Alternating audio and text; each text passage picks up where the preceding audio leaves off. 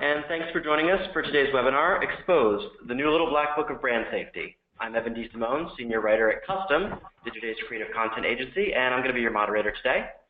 Let's quickly go over the agenda. After I introduce our fantastic presenters, they'll explain a little bit about what brand safety is and why it's relevant. We'll go over some rules for premium publisher environments and some tactics for brand safety. A question and answer period is going to follow the presentation, so please stay with us until the end. Feel free to submit any questions you may have through the GoToWebinar platform. And everyone who registered today for the webinar is going to receive an email with a recording of the session tomorrow morning, so stay tuned for that. And now I'd like to introduce our hosts. Today with us we have Daniel Okens, who currently leads Publisher Technology Operations at global keyword data provider Grapeshot. And he's also responsible for the growth of the business. Prior to Grapeshot, he was in business development at publisher sales at Taboola. And we also have joining us Oda Sham, who is currently VP of Sales and Operations at the Daily Mail. And prior to joining the Daily Mail, Oda worked at publications like PopSugar and Hearst. Now, if you're live tweeting along with us today, you can feel free to use the hashtag brand safety. And with that, I'm going to let us get started. So Daniel, if you want to take it away. Thanks, Evan. Hi, everyone. So I'm just going to quickly start off with a bit about Grapeshot and our history with the Daily Mail. So Grapeshot's about 10 years old, and we started working with the Daily Mail about 5 years ago, where we helped them with contextual targeting, brand safety, and audience profiling. The relationship started off in the UK, where Grapeshot originally was founded, and has really blossomed as we've grown in the US and Daily Mail's traffic has grown massively. We also do this for about 300 agency trading desks. We do it for a bunch of other publishers and ad technology companies. We do it in 30 languages. We can identify about 100 languages, and we provide transparency, control instantaneously. That's Grapeshot. Daily Mail is one of the most read English language newspapers in the world. We have 243 million global uniques, 85 million in the US alone. We've got 850 employees working in London, New York, LA, Sydney. We publish 1,600 stories a day with 10,000 photos and 800 videos. So we are a huge site globally. It's amazing. I grew up in the UK, actually, and I remember reading the Daily Mail as like a tabloid, part tabloid, part broadsheet, and just thinking of how like it's become the most read English language newspaper in the world is pretty much the most successful digital outlet, right? How did this one UK company do it? It's still pretty interesting. So I wanted to start off with this quote by Sir Martin Sorrell. He said it about 2 years ago when he was at a brand safety summit, and I think it was relevant then, and he was being provocative, right? So it's the seller's responsibility, not the buyer's, to make sure it's safe. It's talking about context. Is that true, Oda? What do you think? Yeah, I mean, this is definitely something we think about for all our direct campaigns. The minute we sell a campaign, we are putting brand safety guidelines in place for the advertiser, whether they ask for it or not, just to make sure we are a news site. We want to make sure we're providing the best experience for our clients and to the users who are seeing their ads. Yeah, I think he's right to an extent. I think this quote, though, is a bit old-fashioned, right? Like, it makes sense when newspapers were printed. It makes sense when you made upfront buys with TV. It made sense in that sense. When after a buyer makes a buy, they're kind of the ball's out of their hand. I think in the digital world, there's a bit of gray that's coming in here. The buyer has some responsibility. The technology that's doing everything has responsibility, and the publisher has responsibility. It's not like I don't think the publisher is absolving some responsibility. I think the responsibility is now moving to everyone. Everyone is being charged to have to work together, right, in this kind of landscape. And I think deep down, Sir Martin really knows that. So let's bring it around for a second and talk about brand safety and why it's relevant. I mean, we all know why it's relevant, but let's just kick it off there. Brand safety really, it's about the stories the brand tells itself and the environment it puts itself in, right? So you want to be able to be comfortable telling your story and having relevancy and having quality around where your ads are placed. How do you at the Daily Mail assure that for your brands? Yeah, so I mean, we report our news, so we always put on brand safety. We always use Grapeshot. We naturally will negatively target away from bad content that the advertiser won't be around, or certain topics of content that they may be sensitive around. Yeah, but brand safety is always going to be a risk, right? Like you can't advertise without 100% guaranteed without any risk. It's like flying, right? You can't 100% guarantee there's not going to be some sort of incident, but that doesn't mean we don't want to fly anymore, right? I mean, flying's kind of, no pun intended, because of flight, right? Campaign flight, but it's the same kind of idea. You want to be able to fly, but you want to be able to make the risk as low as possible, right? And so everyone needs to kind of work together to do that. The airlines, the passengers, everyone. On a really basic way, this is how Grapeshot sees standard brand safety. We call it the dirty dozen. It's the major segments where you don't want to be exposed most of the time. Adult, armed crime, that kind of stuff. So I'm assuming at the Daily Mail, this goes as standard, right? Yes, definitely standard across all our campaigns. And then so these would be for the standard targeting. We may create custom segments for specific client needs.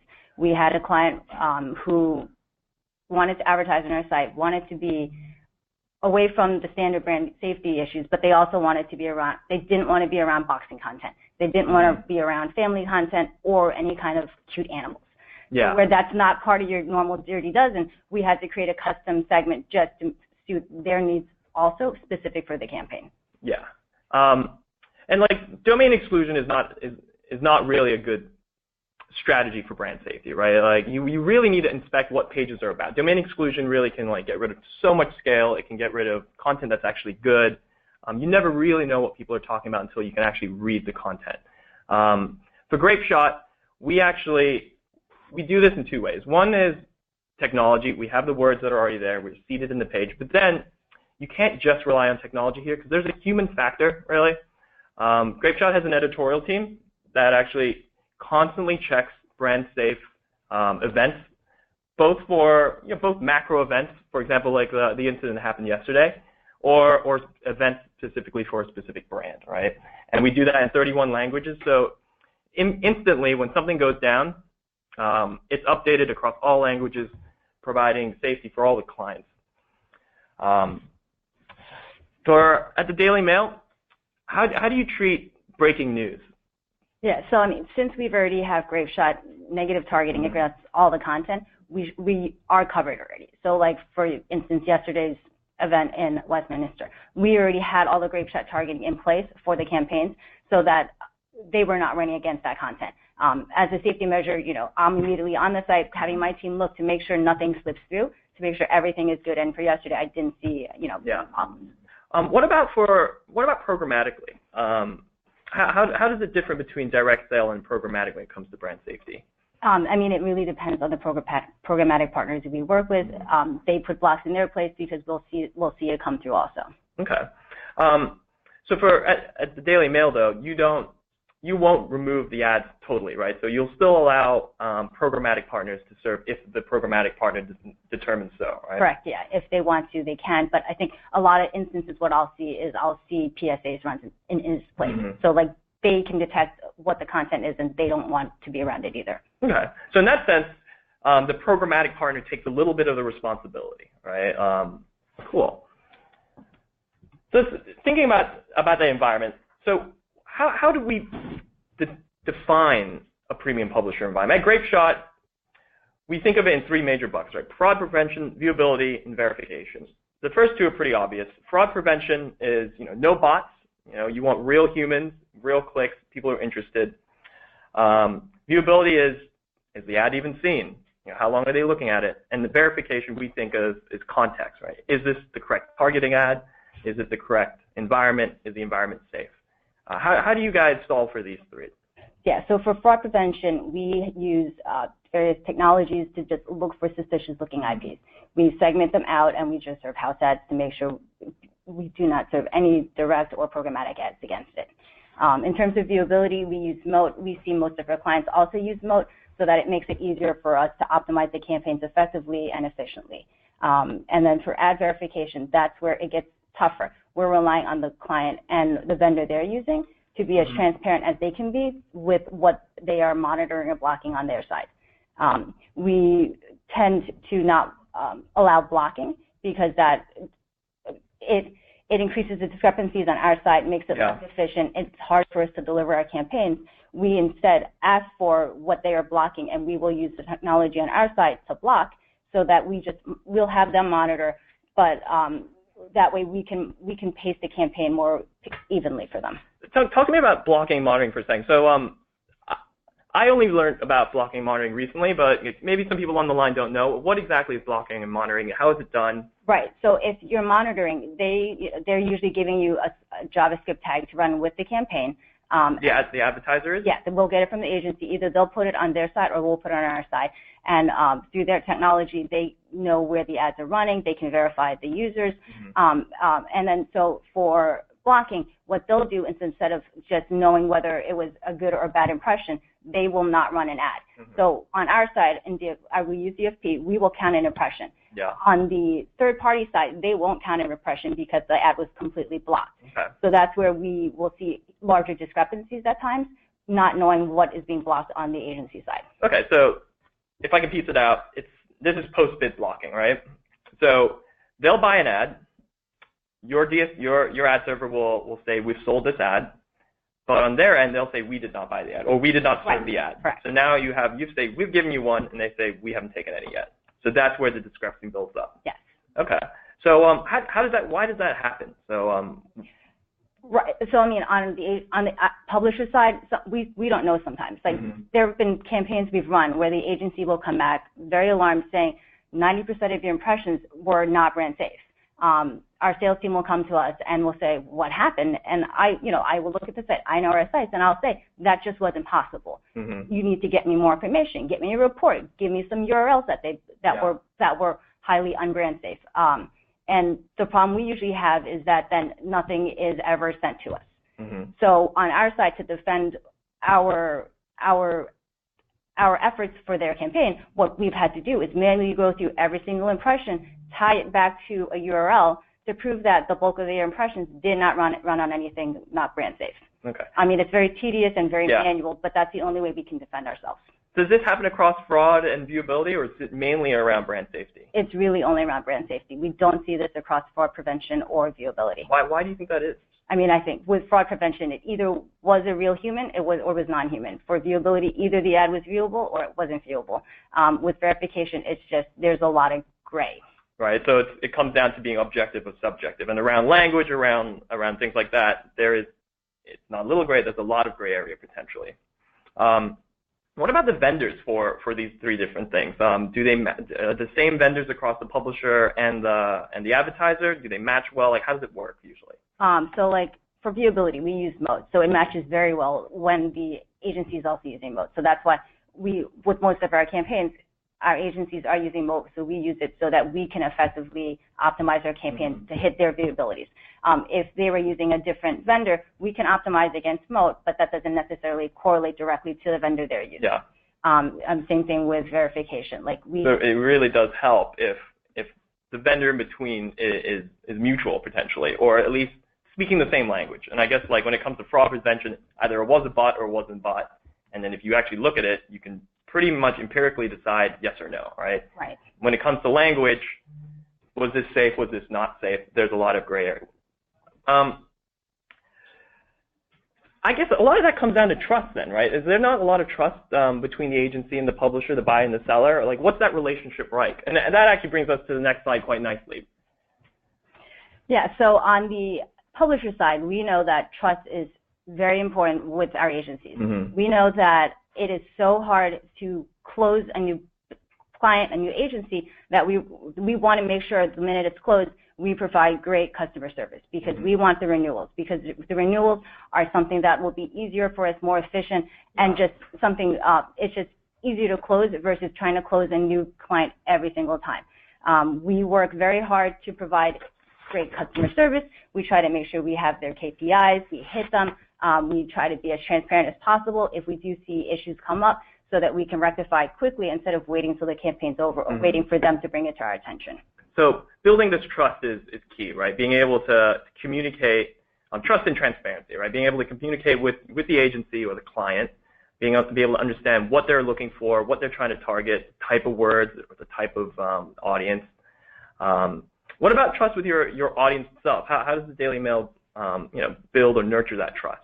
Your readers. Right. So with the readers, we actually have an in-house tool that's constantly monitoring our real-time traffic, where we are looking at it from a global standpoint, but we can also key into specific countries like the UK, the US, to see what our readers are reading. We have our editorial staff who's constantly updating our homepage to what our users want to read. They are monitoring this tool to make sure that if our lead story is not being read, but something else is more popular right now, they will update the homepage real time to our users.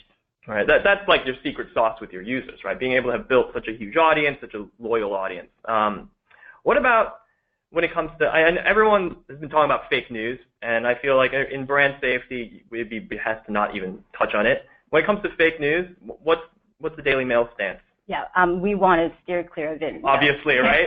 Right. As one of the biggest news publishers out there, we do not want to report anything fake news. We don't want to be around it. And just like on the editorial side, we don't want to be around it on the advertiser side either. We, as a publisher, we sell native articles.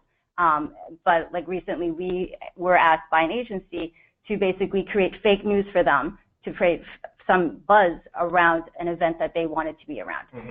So we did go back and forth to say, do we take it, do we not take it? And in the end, we walked away from it because we knew our users would see that this was not real news. We wanted our users to trust us. We wanted our advertisers to trust us. So we did walk away from it because it wasn't anything organic to our site. Actually, that's a good point. So fake news isn't just like, there's a scale, right? Again, when you go back to like context and language, it's gray, right? What is fake news? What's not fake news? Is it propaganda? Is it outright lies? Is it advertorial that errs on the side of like mistrust? At Grapeshot, a lot of our advertisers, a lot of our brands have asked us, in the past 3 or 4 months to start figuring out solutions to fake news. And so what we've been able to do really quickly is try to build, and this is more engaged towards maybe more propaganda, more outright lies, is trying to identify the fake news before it gets scale, right? That's the way to really do it. And how we've done it is it's a bit of a mixed bag of what is socially trending compared to trusted news sites. So if something is blowing up somewhere, but the trusted news sites aren't reporting it, this is a good indicator of potentially questionable content. Another one is having editors to look at it and understand, what is this sourced well, and then the language that people use, right? The type of words. So all these things piece together. Grapeshot trying to build a solution for fake news available to clients.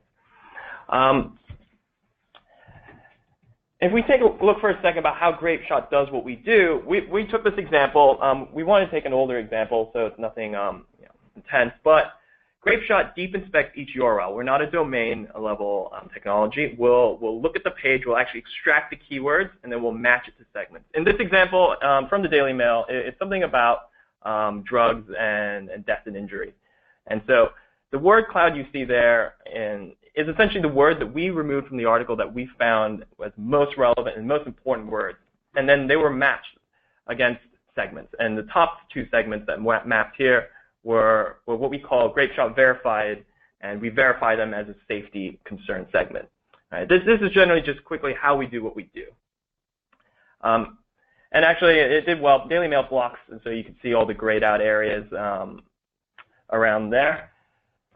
Let's talk about tactics and how to actually action on these things. All right, we mentioned in the first slide the dirty dozen, right? That's a very general way of approaching brand safety.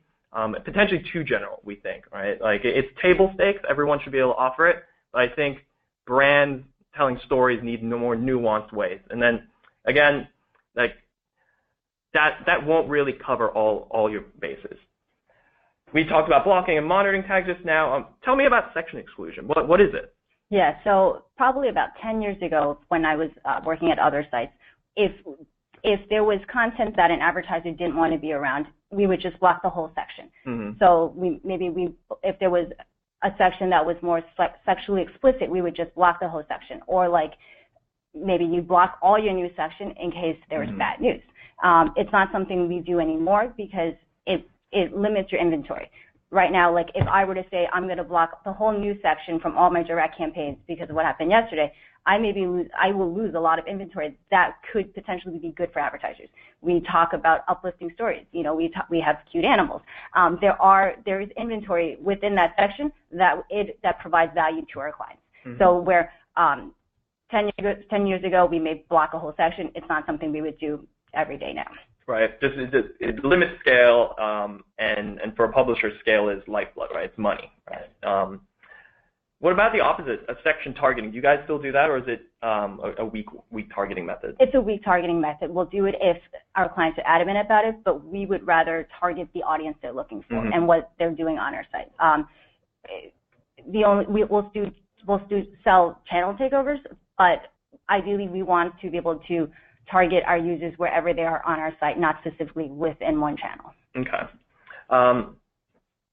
So Grapeshot, thinking about how we can move away from just pure general targeting, the first level we thought, and we've been working on this for about a year now, is what we're calling internally brand safety 2.0. I don't think it's a very sexy name, but a good way to think about it is in tiers, or how movies are told to be safe or not safe, PG rated, R rated, things like that.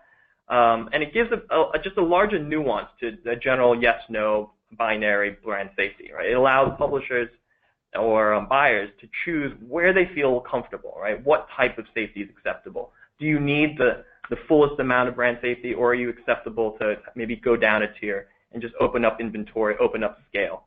And then really the purest form is custom brand safety.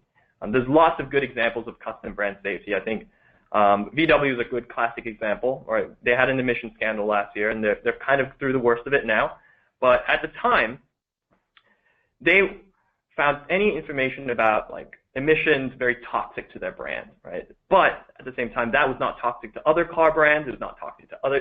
That was news, and it wouldn't have been captured in a vanilla brand safety segment. It's very specific to VW, and you have examples like this content. Do you have any examples from the Daily Mail of custom brand safety that you guys have run?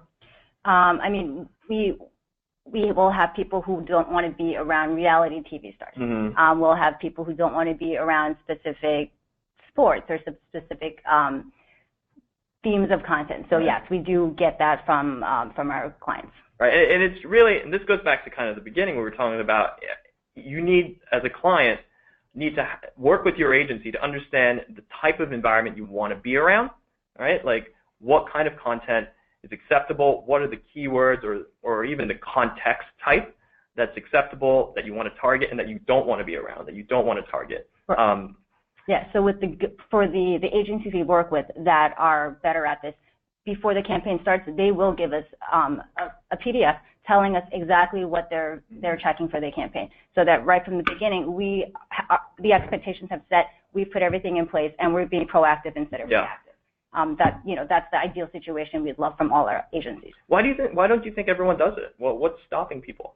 I don't know if it's just it's an afterthought, or like they assume that someone else had sent it through, or through the different channels, we've figured out what they want to block. Mm-hmm. It's we know we should never assume, and it's just good practice to always just send it through. It's a kind of like what the first quote what by Simon Sorrell is, right? Like transferring responsibility, like absolving yourself, making it someone else's problem. When really, like it's everyone's problem. It's everyone's goal should be to work together to make it as safe for everyone's clients as possible. This was just an interesting graph that we built after some testing about how you can kind of get more scale from thinking about unique ways of targeting, right? The bottom line is fully exclusion, which is the binary, which is getting rid of as much content, trying to be as safe as possible. Really, that limits way too much scale. We've noticed this over and over again. When you start doing custom and when you start doing tiering, you get back so much more scale. At the Daily Mail, on a given day, what kind of amount of scale is unsafe? Right, so it's probably about 20% that would be unsafe on a regular day. On a day like yesterday and today, we may jump up to 50%. And that's just because there's so much interest, so much readership about that. Right, I mean, we're a news site, so we report on the news in many different ways. We have so many editors, so it will take a huge chunk of what our users are reading because this is what everybody wants to know about. But you still need to report on it, you still need to say it, and so you still need to provide that 50% that is safe still needs to be sold, right? Cool. So as we wrap up, are there any questions or anyone listening have any thoughts or anything they want to add? Evan, back to you. Thanks very much, guys. I think those are some really great insights. And before we jump into questions, I just want to quickly remind all of our attendees that a full recording of the webinar is going to be made available to you in a follow-up email tomorrow. And now we can jump into, we have some listener questions. Let me just jump over and see what we've got. So I think we got this from a couple people, and I think it's obviously extremely pressing right now. What's your take on the recent YouTube situation? I know that both Verizon and AT&T have pulled their ad relationships. So there's a brand safety issue. Sure. So actually, so Grapeshot's based in the UK and originally from Cambridge. So this broke in the UK, and a lot of our team there had a lot of thoughts and points about it. And we kind of boiled it down to YouTube is a publisher, right? They, just like the Daily Mail or anyone else, need to work with their brand, their agencies, to understand what the guidelines are, and then be responsible for that inventory, right? Like there's no reason that YouTube doesn't have the same responsibility that people would give to the Daily Mail or people give to any other publisher. What do you think, Oda? Yeah, I mean, they should just be held accountable as much as I am from my direct campaigns. Just because they're bigger, they're portal, it doesn't mean that they should be exempt from it. Their advertisers should also be able to trust them as much as any other publisher on the network, on the internet. Sorry. Yeah, I mean, I agree with, freedom of speech is incredibly important, but all because you have freedom of speech doesn't mean you have, the right to be paid for this content or the right to be heard, right? So I understand their take is, there's freedom of speech, you can't limit it, but at the same time, YouTube doesn't need to be monetizing, unsafe content. And then at the same time, the advertiser shouldn't be exposed to that, right? So it comes down to trust, comes down to transparency, and then the control in order to kind of action on that trust and transparency, right? And you would think that Google and YouTube have control. They have the technology in place to apply that control. I want to dig into a little bit into the actual issue of content. The lines are getting, and this is a listener question as well, the lines are getting very blurry these days. How do you determine when content is actually crossing the line? And this is sort of a question for publishers, I think, but also really I'd like to hear what both of you have to say about this. Yeah, I mean, for the publishers, it's really against the dirty dozen. I mean, you see that a lot of the times, like with everything that's happening now, it's getting harder and harder to determine what isn't crossing the line. I mean, we're just doing the best we can. We rely on technology like Grapeshot to make sure that they are they're updating their technology with the content to make sure that as a publisher I feel safe and that I'm providing the experience the advertiser is expecting by advertising with us. So Grapeshot's opinion is more about we don't want to judge content. So Grapeshot provides choice through enriching your own data, and so you need to understand what you want and what you don't want, and then Grapeshot will do its best to tell you what that data is. All right. So if it's content that gets close to the line, Grapeshot will tell you that, but you need to know what you're looking for. You need to know what you're targeting for or targeting against, and that's where Grapeshot can help. Grapeshot's not going to tell you that this is bad content. We don't understand what bad content is necessarily. You need to kind of outline what is bad for you, which might not necessarily be bad for someone else, right? And that's our take on it, right? We're not an arbiter of choice or arbiter of taste. We'll give you what the data says. I want to take a step away from kind of just a second and talk a little bit about fraud. How are you identifying fraud, and are there specific types that you can detect, and do you show an SIVT breakdown? So we have technology that goes through our logs, and it is looking through the cookie data and IP addresses, looking for anything that does not define what a human would do. Like if this IP address viewed 6,000 pages in a matter of a minute, we know that that's a suspicious IP. So we will create a segment to block ads from running against that segment. Yeah. So Grapeshot works with other partners on fraud. Right? We see ourselves as a piece to a puzzle. So when it comes to fraud, one of our biggest partners is Moat. We help with context with languages, and Moat brings to the partners their expertise in fraud and viewability. And so this was a conscious decision that Grapeshot made probably a few years ago to focus on our core technology rather than trying to explore and build new technology. I think it was a good decision to partner with the best in class. I want to jump back to content for a minute and ask you, we've had a couple of questions around this subject, so I'm going to ask this in two parts. First of all, should publishers avoid entirely writing content related to the Dirty Dozen? And the example given is pretty timely in instance of terrorism. And then to follow up on that, have you seen anything within the industry working in the direction of standardizing what type of content falls into the Dirty Dozen? What does the Daily Mail consider to be adult, for instance? And that may be very different from what other sites would consider to be adult content. Yeah, so I mean, with the Daily Mail, like we're not going to not report on terrorism. Like if you were to talk to our global publisher Martin Clark and suggest that he would not react well. To be a reputable news site, we have to report on what's happening, good and bad. Yeah, and so Grapeshot works with a lot of publishers that all have a different type of voice, right? Like the Daily Mail has a specific voice and a specific, even an opinion, right? Like a lot of news is transferred towards opinion-based news, which is good, right? People don't like to read like news flashes, news wires. People like to understand nuances in the news. I think each publisher has their own kind of choice, right? If you're a publisher that doesn't publish hard news, that's your choice, and that's the kind of audience you're trying to reach. If you're a publisher that does publish hard news, you have your own voice, right? If you're a millennial type publisher or a new one, you're going to sound a little different to a more traditional publisher. So it's all their choice in determining what audience they want to find and what audience they want to cultivate.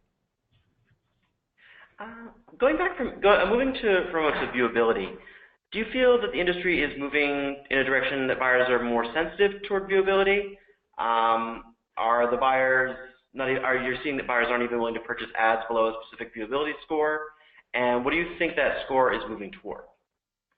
So for the Daily Mail, half our campaigns are transacted on viewability, half are not. For the ones that are transacting on viewability, sometimes we'll see 100%, sometimes we'll see 70, sometimes we'll see 80. It's really up to the agency. I think we are never asked for anything lower than 70. And then as a publisher, I always tell my team, regardless of if we are transacting on viewability or not, you need to make sure you're optimizing the campaign to hit 70% for our advertisers, so that we're doing that regardless of if we're asked to or not, to provide a good customer service to our clients.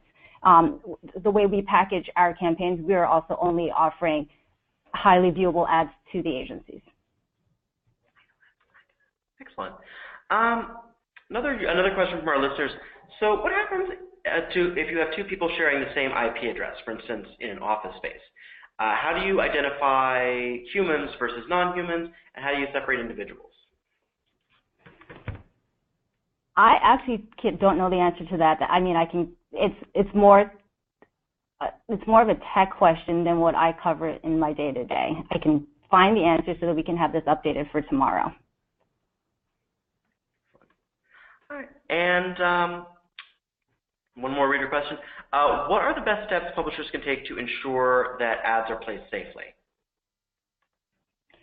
This is relying on the agencies also to provide details on what they're looking for. What may be safe for one advertiser may not be safe for another. There may be other advertisers who may push the envelope a little bit because of their campaign. So we will we will put in the dirty dozen. We will, like, we know some of our, like, with renewals, we'll know some of our clients are more sensitive around maybe, you know, around reality TV stars versus some of the other ones are not, so that with renewals, we know what they want, what they don't want. But for the newer clients, we really do have to have that dialogue with the client to get it straight from them. Right. I think that, yeah, that goes back to trust and transparency, right? Because we think the controls can be in place. The control part is technology, right? Being able to make sure that you have the ability to block, the ability to know what the things are. But prior to being able to apply control, you need to understand what the goals are. You need to have that transparency with the customer, with the brand and agency. And sometimes that just isn't there. And this isn't unique to the Daily Mail at all. I see it with almost every direct publisher we work with. Right? It's a problem of not understanding what the campaigns want, and then not having access to the keywords, right? The keyword blocking, the context that they want to be around. A lot of publishers right now are involved in producing custom content for clients. What would you recommend if a client asked to create custom content that in some way touches on one of the aspects of the Dirty Dozen? I mean, so if this is a native article, you know, like we write articles on the Dirty Dozen all day long, so it's not something we would have issues with, as long as they were fine with it too. Like normally, if we're writing a native article, we will try to be as brand safe as possible. We will take, you know, all the measures we can. But if they're okay with it, and if they want us to go that route, we definitely can and would. Yeah, I think the Daily Mail is actually quite cautious when it comes to native articles, because all their native articles are written by their editors, right, and their writers. They don't accept outside. Whereas some publishers we work with will accept outside articles, right? Like, in fact, some publishers don't even allow their writers to write articles. So what you get then is the voice of these articles is very different. A lot of this also comes down to making sure that native content is well marked as native, you know, clearly marked as advertising content, and that'll solve a lot of problems. Excellent. How do you work with clients when they provide you with a keyword block list? So when I get a keyword block list, I will create a custom segment within Grapeshot, but then I will also go plug these keywords into our site to see what kind of articles comes up, to see what's brand safe, what's not, to see if there's anything I need to add to the keyword list to make sure that the necessary blocks are in place. Yeah, that's a great question, actually. So when you get a keyword list, it's amazing because you get all this data, and you can use that keyword list to understand the coverage on your website about the keywords that are being asked to be blocked. That lets you kind of do a bit of yield optimization. It lets you understand how much inventory gets blocked, how much is left over, so you can work with the advertiser, right, to kind of suggest additional keywords, suggest additional segments, additional audience types to target. Really, like, it's just a beginning of a huge conversation. Or to go back and say this one word is really broad, you're going to miss out on all these kind of articles. Are you sure you want to block that word? Yeah, that's another good point, right? Are you stemming these keywords, or are you hard on the keyword itself? Right? Stemming, in case people need to know, is each word actually builds out into many family type words, and stemming is the theory behind that. You can limit stemming so that you're only targeting a single word, but that usually limits scale. Excellent. Earlier, Daniel, you talked a little bit about Grapeshot's technology being both instant and transparent. Could you expand on that a little bit? Sure. So instant is we're actually 3 seconds. So like when a new article gets published, it's not instantaneous, right? It's not the speed of light. It takes about 3 seconds, and the process is like this. Let's say the Daily Mail pushes a new article. It gets some traffic, so the first page view that goes to the Daily Mail will call Grapeshot to ask us what this article's about, right? And does it match any segments? And if Grapeshot has never seen that article, we'll queue it for crawling. And the crawler takes about 3 seconds. So the next time someone goes to the Daily Mail and that article, Daily Mail will ask us, what's this about? Grapeshot would have already crawled and would have cached results, and then would have returned this article is about, you know, Valentine's Day. And then we'll continuously recrawl and recache those results. Caching is really important. because we want to be able to return a result as quickly as possible. So for the Daily Mail, that means it needs to be returned within, I think the timeout for the Daily Mail for cache results is like 10 milliseconds for their ad server. And that's the time window we have to call our server, get the result that's pre-cached, and return it back to them. One of our attendees is wondering how you would handle a situation in which a fairly innocuous publisher page contains an advertisement that may contain some objectionable material, and the example they provided is an ad for perhaps a first-person shooter game or a gun manufacturer advertising illegal firearms. How do you reconcile that with another advertiser who doesn't want to appear on a site that features guns or features? That's really interesting, and that's really problematic. So I was actually talking about this exact. So the idea is about ad collision, and so ad collision is really difficult because it's very hard to understand what the other advertisers are before your advertiser runs, because as a page loads and all the ad slots are being called, you're not going to know what the other ads being called are unless you're buying all the ads on the page and then serving them yourself, right? So the only way to truly know what ads are on each slot is to own all the slots, right? And then to serve all the ads. That's really the only way to know. That's about it. So not everyone really wants to buy all the slots because you might not be able to sell them immediately. But in a programmatic landscape where multiple slots are being bought, that's about it. The other way is, I think Oda would probably say, is single advertiser across everything. Yeah. Takeovers. Yeah. But I think there might be some edge cases there, and maybe it's more relevant on like gaming publishers, things like that, where the edge case is high propensity to happen. But that is a risk you're going to have. It's actually kind of relevant to this, and what we worked with the Daily Mail on last year was, what about content that isn't in the article? So last year, the Daily Mail asked us, okay, you guys do a great job of telling us what the article's about, if it's brand safe, but some of our advertisers have asked us, what about like adjacent stories that are on the page itself, but not the article? What if something there is something we don't want to be around?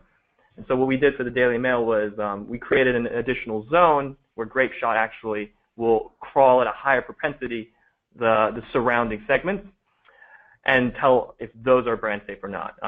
It was for more unique use cases, but that's kind of somewhat relevant here. Pursuant to that, one of our other attendees is wondering how much control do brands have overall on their ad placement? Yeah, I mean, we rely on them to provide us and communicate with us what kind of controls they need around their ad placement. That's, if it's telling us, we want 100% viewability, or if it's, I don't want to be around this content, or I want to be around this content.